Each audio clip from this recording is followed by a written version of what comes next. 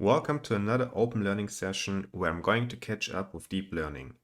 I'm using this textbook called Mathematics of Machine Learning. It's an open book.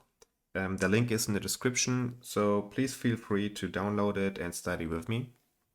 Today we are going to look at the chapter Vector Spaces. 2.4 Vector Spaces. So far, we have looked at systems of linear equations and how to solve them. We saw that systems of linear equations can be compactly represented using vector matrix vector notation. In the following, we will have a closer look at vector spaces. For example, a structured space in which vectors live. Okay, a vector space is a structured space in which vectors live. In the beginning of this chapter, we informally characterized vectors as objects that can be added together and multiplied by a scalar. And they remain objects of the same type. Okay. So that's important. We can add them and we can multiply them and by a scalar, and they still are from the same type. So you don't change the nature of the thing you're adding. Now we already formalized this, and we will start by introducing the concept of a group, which is a set of elements and an operation defined on these elements that keeps some structure on the set intact. Okay, this is just the introduction. Let's just mark out the important pieces. So a vector space is some kind of structure where the vectors live in. We know that we can add them together, scale them, and they remain the same thing. So, and another one was the concept of a group. A group is a set of elements and an operation defined on these elements. So, for example, the plus operator. The plus operator is operation and the elements are numbers. And if you take all the numbers and the plus operator together, you have a group, I would say. Maybe we have a need for some specific operations, but yeah, let's just move on. 2.4.1 Groups. Groups play an important role in computer science. Besides providing a fundamental framework for operations on sets, they are heavily used in cryptography, coding, theory, and graphics. Definition. Consider a set G and an operation, okay, I don't know what to call the symbol. Let's call it circle X, okay? Okay, consider a set G and an operation circle X so that we have the cross product of those groups will map to a group. No, wait. Oh yeah, makes sense. Yeah, and that's defined on G. Okay. So what they mean here, is we have this operation, and that takes as an input basically two G's, and it outputs a G. That's what they're saying here. Okay, so now we have at least the mapping cleared from circle X. So then G equals, or is defined as a set. Oh, big G. Okay, I don't know. Let's call this big G. It's defined as a tuple from G and operation. And this is what we call a group. Okay, we call this a group if the following holds. First, closure of G under. So the operation, it has to be for all elements of this first G group. So the whatever it is inside, for example, numbers, I guess. Yeah, when we do the operation with these elements, they are basically an element of G. So for example, 1 plus 1 equals 2. And you could say 2 is an element of G, or 1 plus 1 is also an element of G, basically, because it's the same thing, right? Then we have associativity, which basically says the order in which you run this operation does not matter. Then we have a neutral element, which says that this element is part of G, it exists. So okay, so basically we first define two variables. The first variable is e, and the second one is x. That's basically how I read this. And e is, we know it has to be there, and it's basically a subset. And x is basically a condition for all of those elements. And then we say that if we use the null element on this operation with x, then nothing happens. X remains, so that operation is basically no op, and the order does not matter. So 1 plus 0 equals 1, or 0 plus 1 equals 1. Then we have the inverse element. And the inverse element brings it back to the neutral element. Yes, okay, so if the neutral element in just addition would be 0, so let's say x is 5, then the inverse element would be -5, right? And the order does not matter.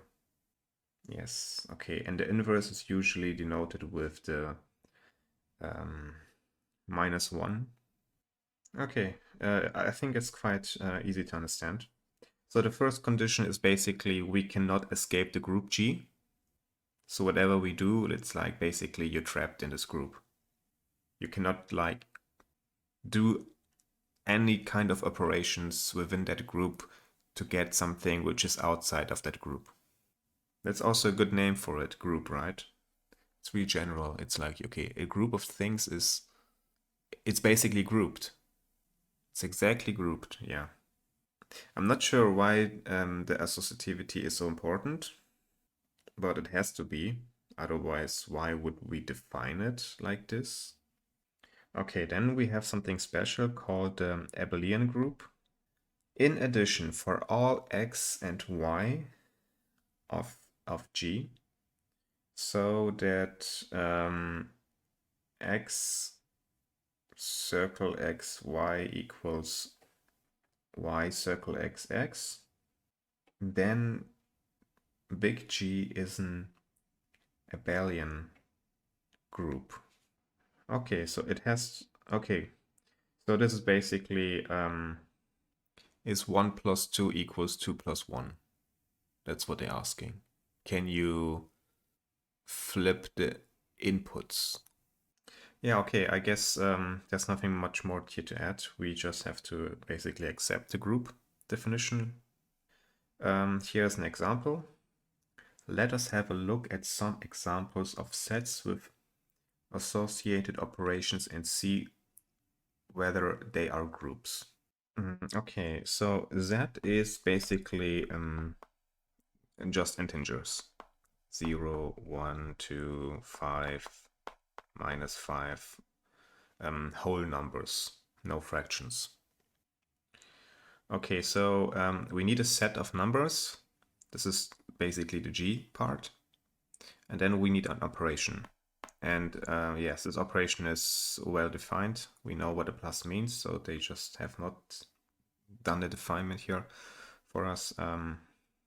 So now we can think a closure. So basically, if you do 1 plus 5 equals 6.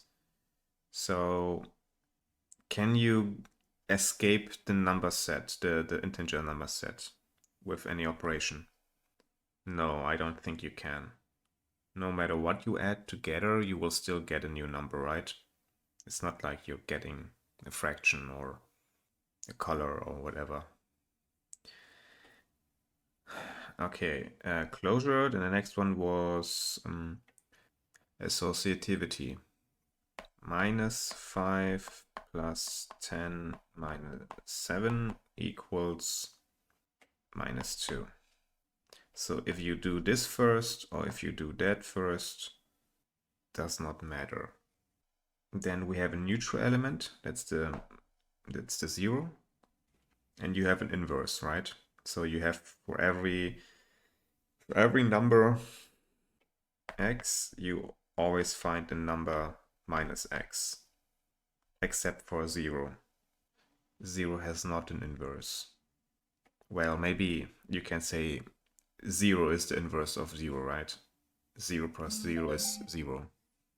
Okay, so it is definitely a group. Let's check if it's also an abelian group. So does the order matter? No, it does not. 10 plus 5 or 5 plus 10. Yes, that makes sense. Okay, we have to be precise. The set Z is not the abelian group. It is the tuple of the set and the operation. Now, okay, so let's do the second example. Here we have the set of natural numbers. Yeah, the positive part, let's say, except the null element, the 0. Oh no, including the null element, the inverse is missing. So you cannot reduce the numbers, right? You cannot. Here we have something like we do operation and we get back to the null element.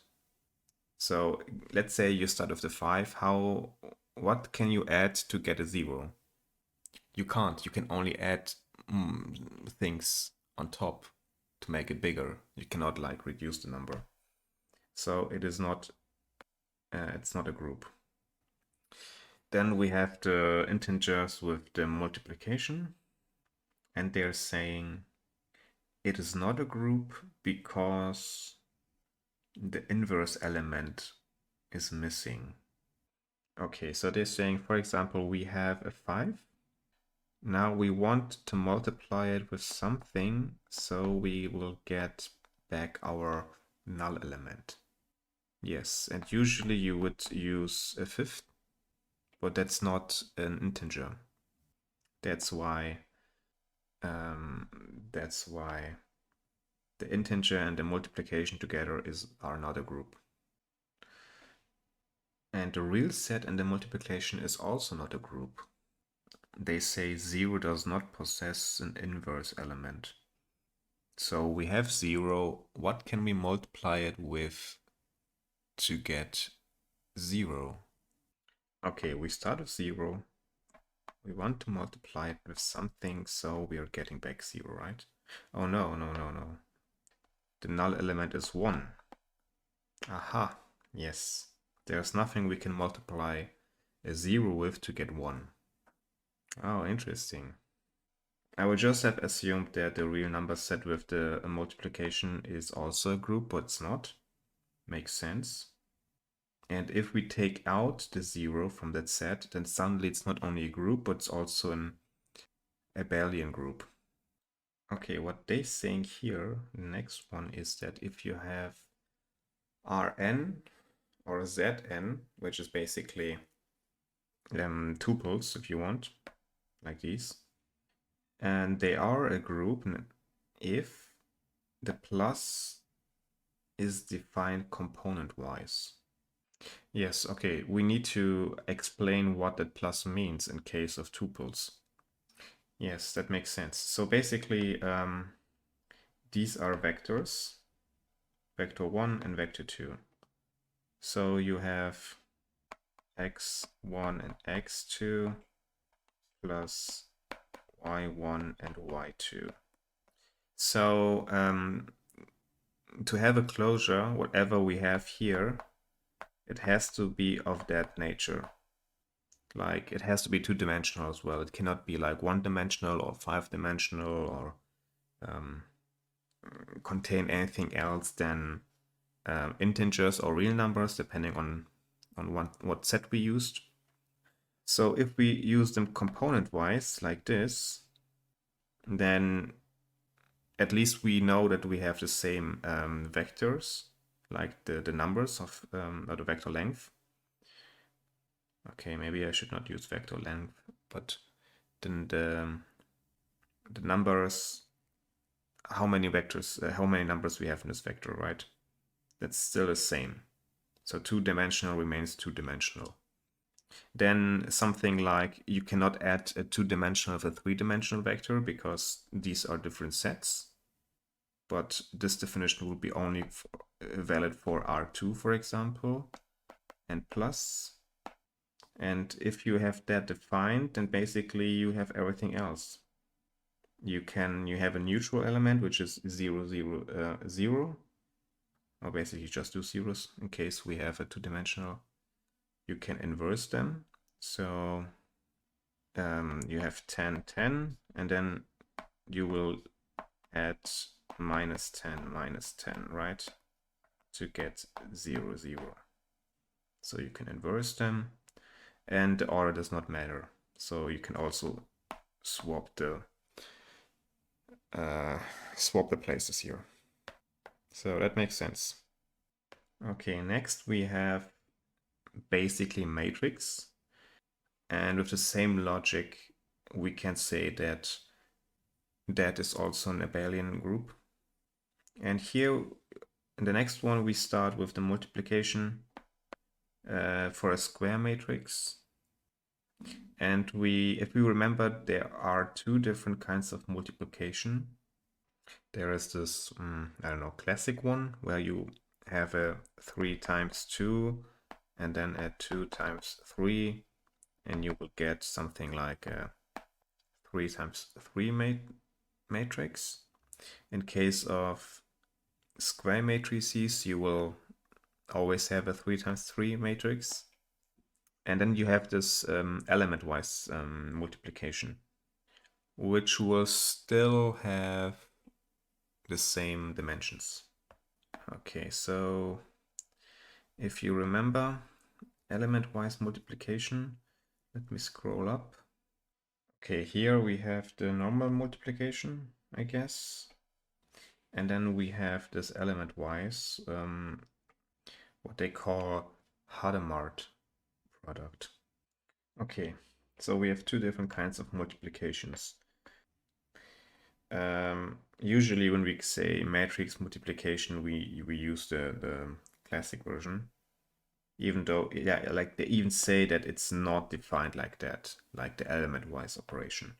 This is something completely different, and they also have a different symbol for it. That's why we should not get confused. Yes, okay, so what they're saying is we cannot escape the group, and it comes directly from the definition of the multiplication. Also, the null element is the identity matrix, as we have defined before. Yes, you can add stuff together and then or multiply it with the identity matrix, nothing will change.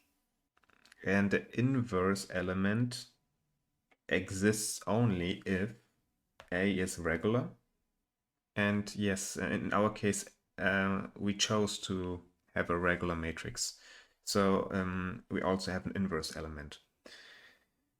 Yes, but the order does matter. So A times B is not equals B times A. Like not always. That's why it is not an abelian group is just a simple group.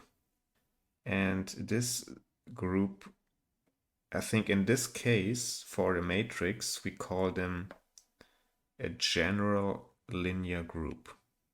I don't know what this means. Okay. Oh yeah, here's a definition. I'm not sure, sometimes I need to read more before asking questions, but this is usually how I think. I'm just speaking my inner dialogue, so I hope I'm not confusing you too much. Definition 2.8, general linear group. A set of regular invertible matrices A is a group with respect to matrix multiplication as defined in 2.13 and is called general linear group. Okay, now we have GL of n and the real set. However, since matrix multiplication is not commutative, the group is not abelian. Yeah, okay. Okay, so I have not understood what this definition adds. It's just saying the same thing, right?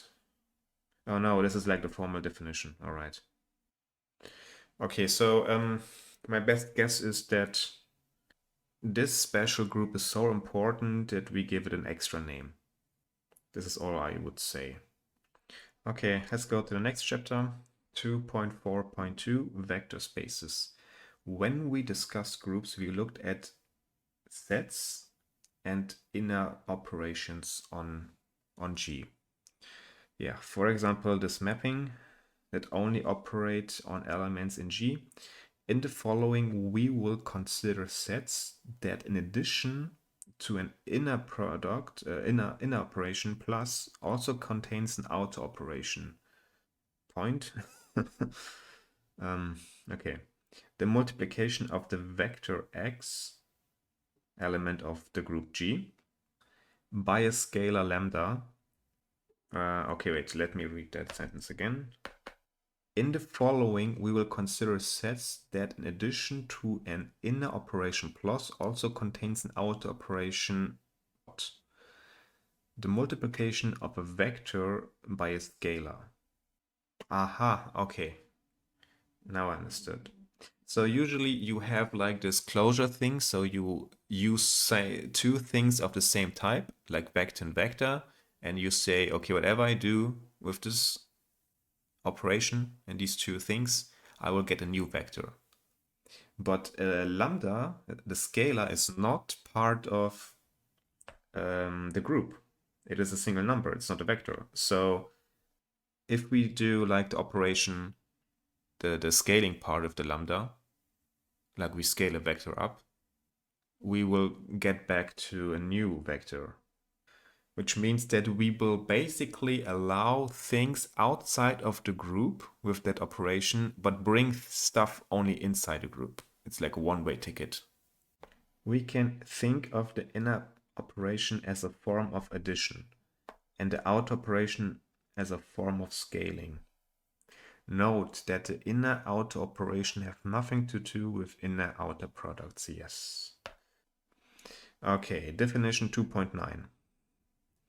Vector space. A real-valued vector space V is defined as the tuple or the triple of this other V set plus and like the inner product and outer product. Sorry, not product. Inner operation and outer operation.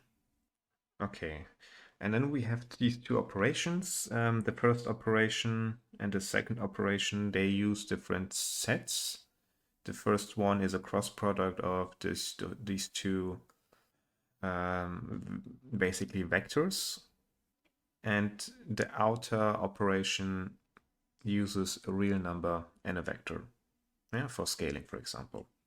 So the first, not the first, there's a group. If you use the vector set and the plus operation, it has to be an abelian group. Yes.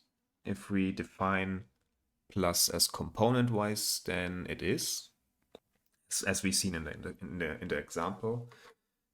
Then we have the distributivity. And that means that we can factor out the scalar. Yes, we can. And that also means, we can factor out not only the scalar, but also the vector. Then we have the associativity for the outer product. Okay, just for our understanding, we already have defined the plus operation with the vector set as an abelian group. That's why we define here things for the scalar, or basically things for the outer product. The inner product is already well defined. Okay, so the outer product, we can choose the order of operations. Makes sense, yes. Then we have a neutral element with respect to the outer operation. Yes, okay. So in this case, 1 is our neutral element. They just say that there is basically a non-scalar. Something scaled by 1 is 1. Or not 1, but the same thing. Okay, so these 4 conditions are have to be met for the operations. And still, what a vector is not really clear here. Well, actually it is. They already told us a real valued vector space. But in general, a vector space could be anything, right? Yeah. I think like even functions can be vectors. Okay, that's not so important. In our case, we are talking about real valued vectors. Okay, let's go on. The elements x are called vectors. The neutral element is 0. Or like bold 0 is basically the transposed, not the transpose, it's the vector. They just wrote it down as transposed. So what they mean here is they don't have the space, they want to write from left to right, so they just make the numbers from left to right and then say that actually what we want to is flip that thing. So they add the t. So the inner product is called plus. Vector addition, and the other one is called scaling or multiplication. Note that the scalar product is something different. Yes, okay. A vector multiplication AB is not defined. Okay, that's interesting. And actually they're right. Okay, good. So yeah, we still can do the same thing with the element-wise multiplication. This is called array multiplication. Yes, it's the same thing as matrix multiplication. I'm not sure here. What they're saying is by treating vectors as n times 1 matrices. So the n is how long it is, or how the height. We can use the matrix multiplication as defined.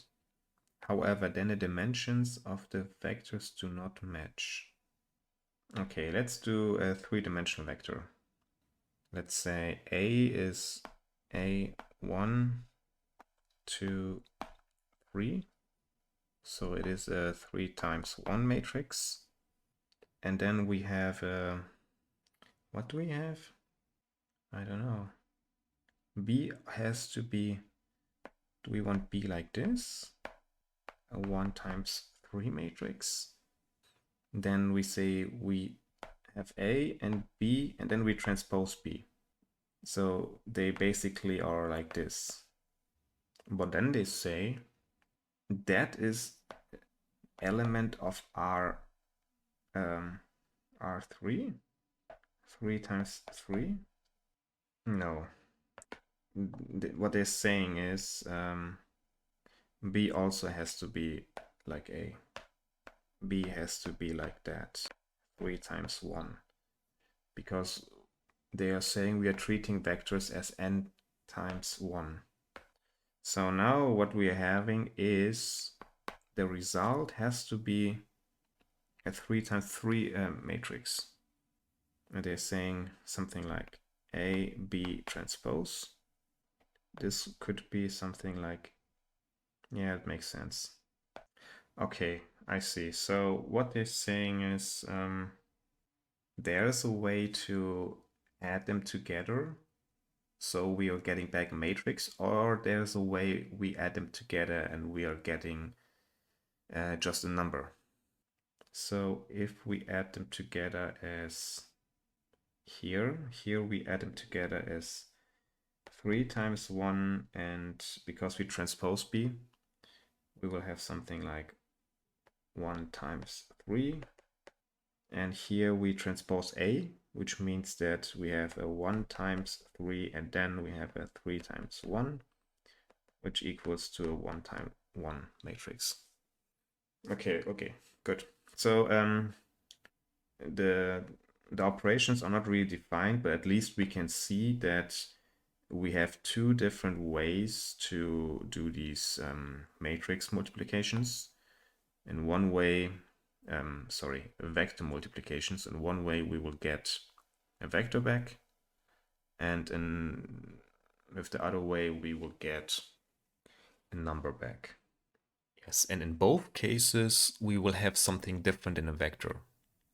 So if we are having something different in a vector, that means that it's not the same thing. So the closure is not given. Okay, good. Example 2.11, vector spaces. Let us have a look at some important examples. Okay, so we have a set of vectors and a set of numbers. Okay, and then we have the operations defined addition and multiplication. Addition is component-wise, and multiplication is basically by a scalar. Yeah. And n is the dimensionality, I would say. This is basically how long the vector is, or how many elements the vector can have, how many dimensions the vector has. I don't know. Now what they're saying is if the vector space, if we not only have one number but two numbers, so it is the height, the first number m is the height, and then n is the width. We still have the addition. It is still element-wise. We still have the multiplication. And then the third example is if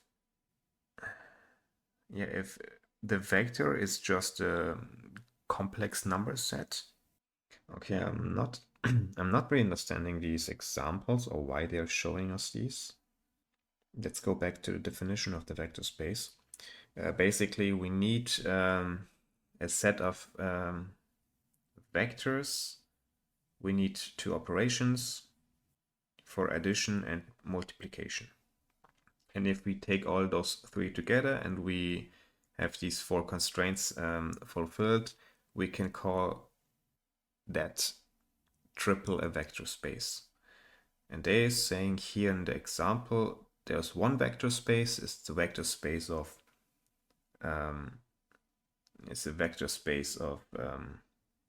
normal vectors, let's say. Then the second example is a vector space of matrices. And the third one is the vector space of complex numbers.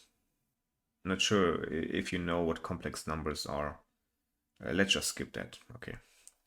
Remark. In the following, we will denote a vector space by big V, when plus and dot are the standard vector addition and scalar multiplication. Moreover, we will use the notation x element big V for vectors in the set of vectors, basically, right? To simplify notation, okay. The vector space Rn times 1 or R1 times n are only different in the way we write vectors. Yes, that makes sense. In the following, we will not make a distinction between Rn and Rnx1, which allows us to write n tuples as column vectors. Okay, so basically they're the same thing. We can flip them or not, but it's just easier to call them or write them as column vectors. This simplifies the notation regarding vector space operations. However, we do distinguish Rn times 1 and R1 times n, row vectors and column vectors. Okay, so yeah, to avoid confusion with matrix multiplication. By default, we write x to denote a column vector, and a row vector is denoted as x transpose. Okay, so by default, we will have the column vector, and if we want to use a row vector, we just use a transpose. Okay, let's read the next one. 2.43, vector subspaces. In the following, we will introduce vector subspaces. Intuitively, they are sets contained in the original space with the property that when we perform vector space operations on elements within this subspace, we will never leave it. In this sense, they are closed. Vector subspaces are a key idea in machine learning. For example, in chapter 10 demonstrates how to use vector subspaces for dimensionality reduction. Okay, that's interesting. So we have our vector space, and then we can say, okay, there are like different parts of it where if we just use the two operations, we will not find a new element outside of that subspace. Definition 2.10, vector subspace. Let V equals this, okay, the vector space we know, and U is what? And U is a subset of V. U is not empty, then U is called a vector subspace of V, or linear subspace if U is a vector space.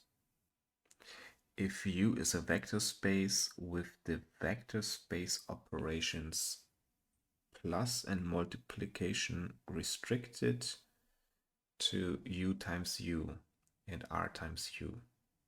And then we write that to denote a subspace. Okay.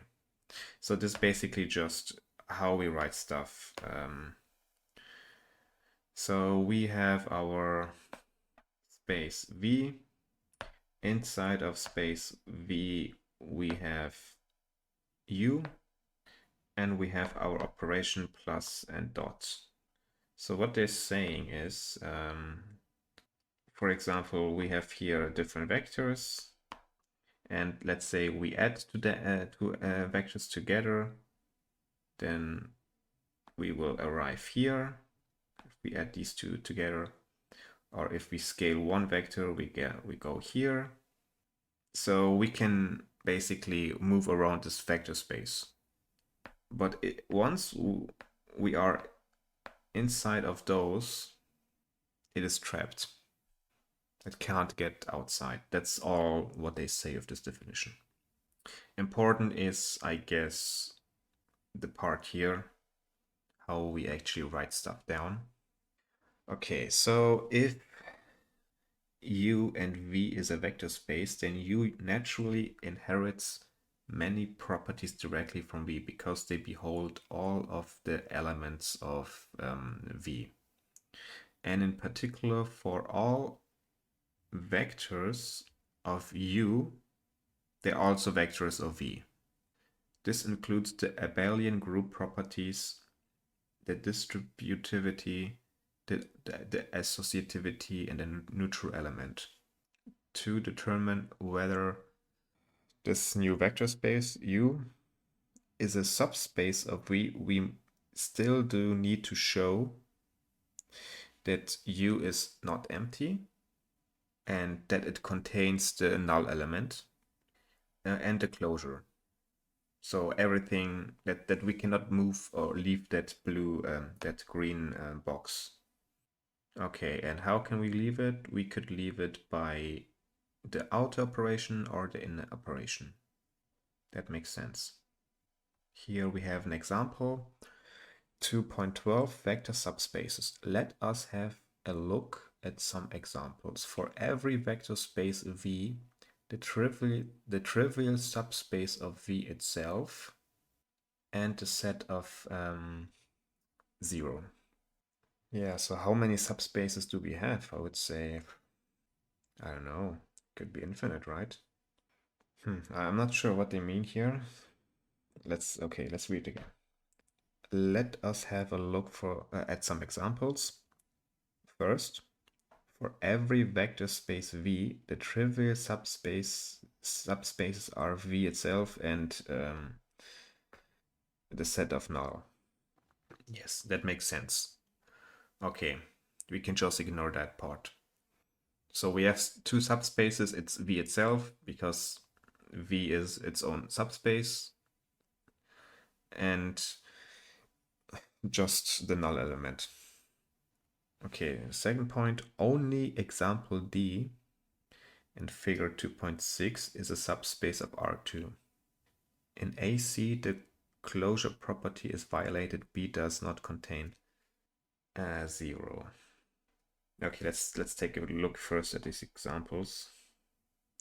So we have a subspace here in blue. First, it's a box. Then we have a line. Well, it is not a line. It is like every point here is a vector, right? Yeah, every point is a vector. So we already know that the last one is a subspace. This one. Let's start with the first one. Yes, so basically just by scaling up, we know that we leave. Let's say we are here, and then we scale, I don't know, let's say it's 1, yeah?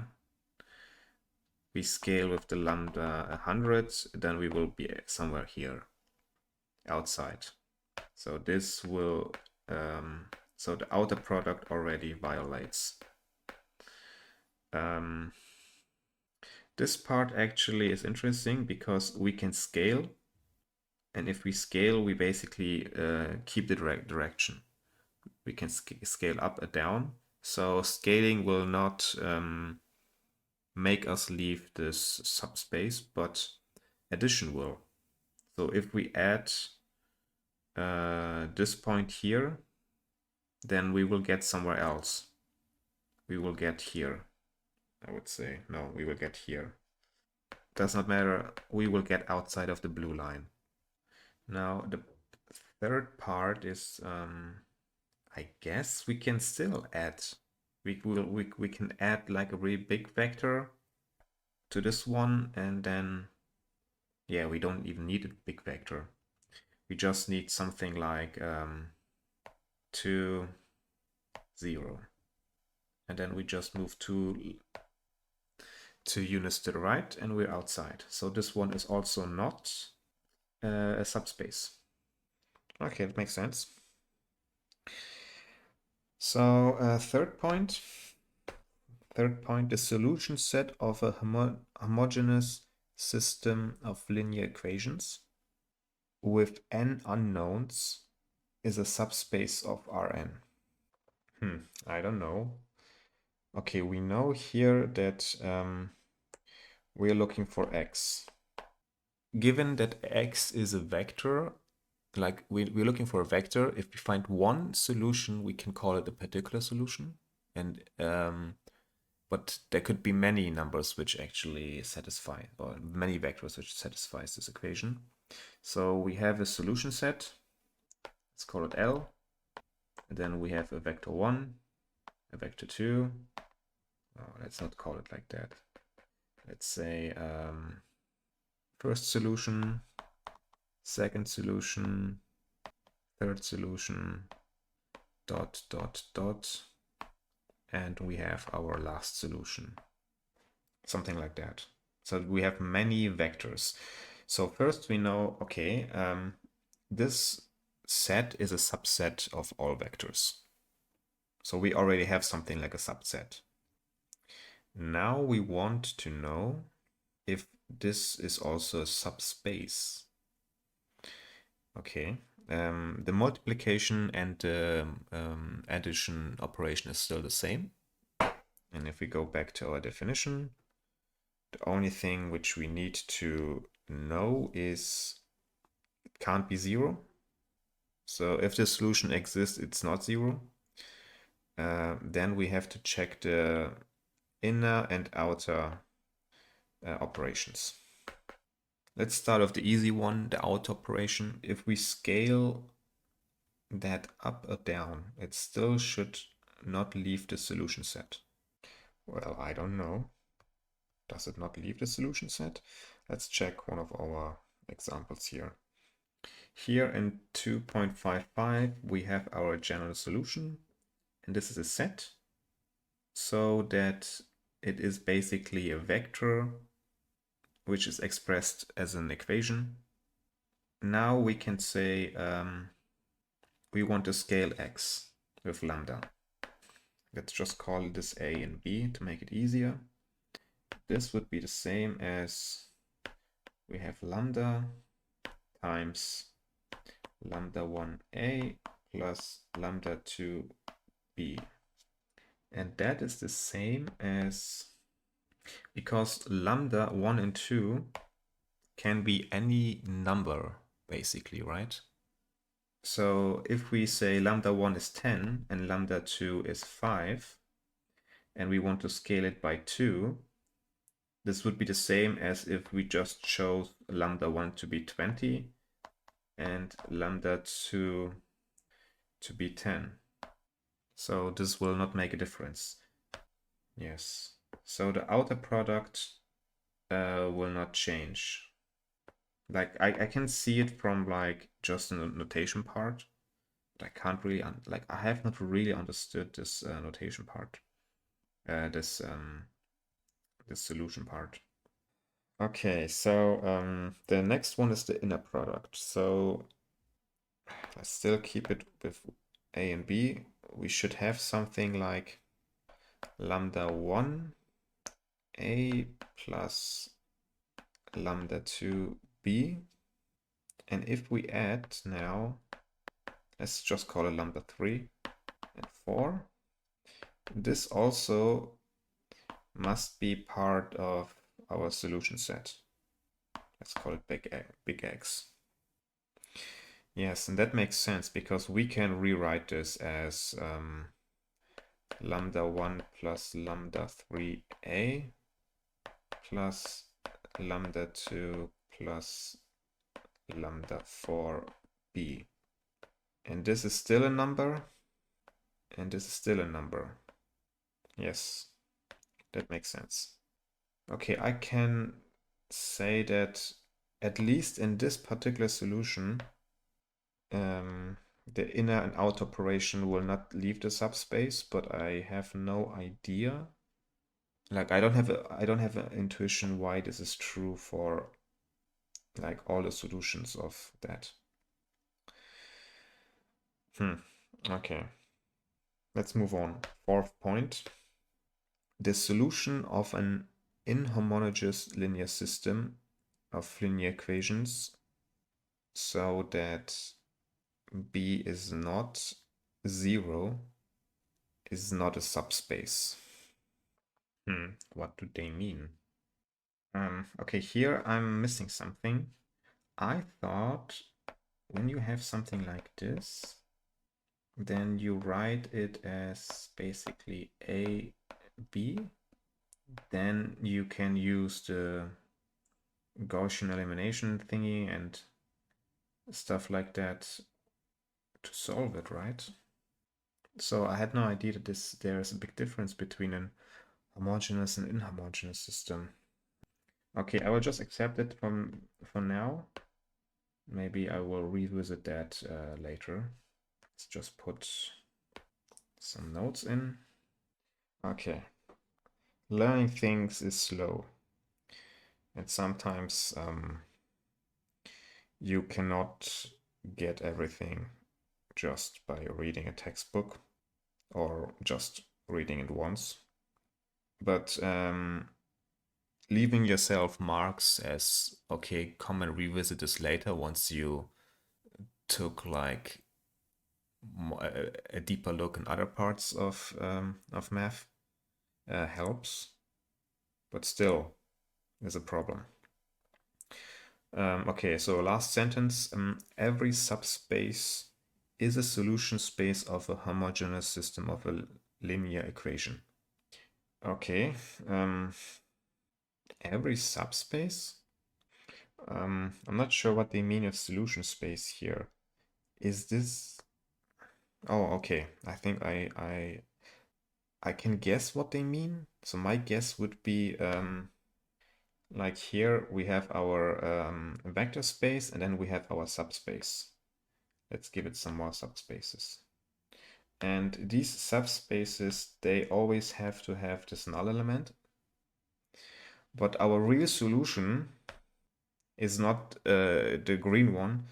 Our real solution could be something like here. So the blue one could be our solution space, no, our solution set.